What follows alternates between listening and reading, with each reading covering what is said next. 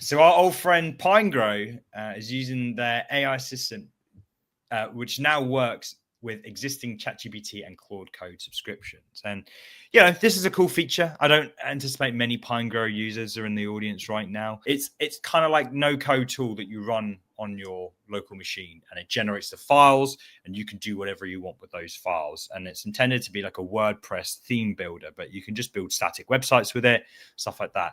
Very, very powerful because it's completely limitless. It's surprising how abstracted Webflow is compared to Pinegrow, because you can create any element. You can see on the left-hand side here is any element. You can add whatever. Very, very powerful.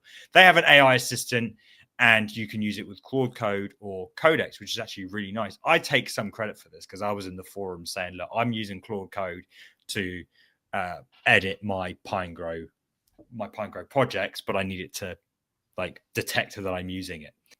But the reason why I raised this is just because, obviously Webflow Conf was last week and they've got that AI assistant. And whether you like it or not, you miss out on so much by being this closed source system. Webflow have got to develop their own AI agent, and it lacks the ability, and it's this interoperability between open source and what makes things better is that I don't even need to be in Pinegrow anymore. I don't really need to care about the UI anymore because I'm just using the CLI. I'm just using the interface sort of thing. And it's such a shame that, not a shame, because obviously different things will work for different people. But when you are, I guess it's just that closed source thing of being locked in to something. You don't get access to Claude Code inside of Webflow, unfortunately. Yeah, this is something that I talked about last week, by the way. I asked you if Framer being more of proprietary tool is in disadvantage when it comes to AI being able to build structures and pull in from other sources. So this is speaking to that, and it answers my question now today again in a new way. So it seems like something like Pinegrow and something that can work with open source obviously can pull in anything and put it together with AI. This is for the future to see how good the AI will get. And for today, Pinegrow, when I see that UI, I'm like, get me out. I'm sorry. I care about my own experience. I am a user, and my user experience matters. And Pinegrow, it looks painful to look at their UI. I'm obviously I'm just a different breed. I watched a video just before this stream.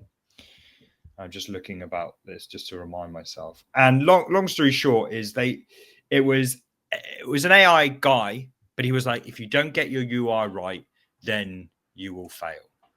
And I'm sorry, my immediate response to that was, I doubt you're not very product minded. I go on, as long as it works, as long as it gets the job done, you will, that's the most important thing. Goes back to the tool that I showed you this morning, and you were like, well, you said it doesn't look as bad as you thought it would. Yeah. But at the same time, it's functional as AF. That's all the clients really care about. They care that it works, that it gets the job done. The UI comes very secondary. And I guess we just need to be, who are we talking to here? Which audience are we talking to, and how, where UI plays a role in that. But I'm definitely under the thing of if it gets the job done, if it earns you money, we can procrastinate on something not being great, UI, or it's this and it's that. But if you can build something and then the next day someone's giving you money for it, you would not complain about the UI. But I don't know. Different strokes, different folks at the end of the day. I agree. If it can make money, the financial incentive is probably the biggest incentive. AI work better on information they're trained on. So in answer to your question about proprietary and this and that, I mean, it might not have the nuances on how Framer put together because it's abstracted and they do this and the other. It all comes down to HTML. It all comes down to raw HTML. It doesn't matter if it's 10 divs created before then Yeah. there's a link. The point is that it's created through HTML, which AIs are constantly trained on. So I don't think there's necessarily a disadvantage from that perspective.